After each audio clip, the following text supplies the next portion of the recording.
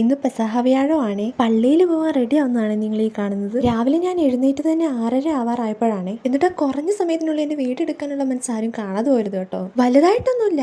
നിങ്ങൾ ഈ ചാനൽ ഒന്ന് സബ്സ്ക്രൈബ് ചെയ്ത് ബെല്ലൈക്കൺ ക്ലിക്ക് ചെയ്താൽ മതിയേ. 7 മണിയാവാൻ 1 മിനിറ്റ് ഉള്ളപ്പോഴാണ് നമ്മൾ പള്ളിയിൽ. അല്ലെങ്കിലും എന്തെങ്കിലുമൊക്കെ പരിപാടി ഉള്ളപ്പോഴാണല്ലോ ഇങ്ങനെയൊക്കെ സംഭവിക്കുന്നത്. പെസഹ വ്യാഴത്തിന്റെ അന്നത്തെ ദിവസം പ്രധാനമായിട്ടുള്ളൊരു കാര്യമാണ് കേട്ടോ ഇത്. ഈശോ 12 ശിഷ്യന്മാരുടെ കാല് കഴുകുന്നത് അനുസ്മരിക്കാൻ വേണ്ടിയിട്ടാണ് എല്ലാ പെസഹ വ്യാഴാഴ്ചയും ഇങ്ങനെയൊക്കെ ചെയ്യുന്നത്. അവിടെ കാര്യമായിട്ട് പരിപാടി നടന്നുകൊണ്ടിരിക്കുമ്പോഴാണ് കേട്ടോ ഇവരവിടെ അതിലും വലിയ കാര്യങ്ങൾ ചർച്ച ചെയ്യുന്നത്. വേറെ ഒന്നുമില്ല, പരദൂഷണം, അത്രേ ഉള്ളൂ.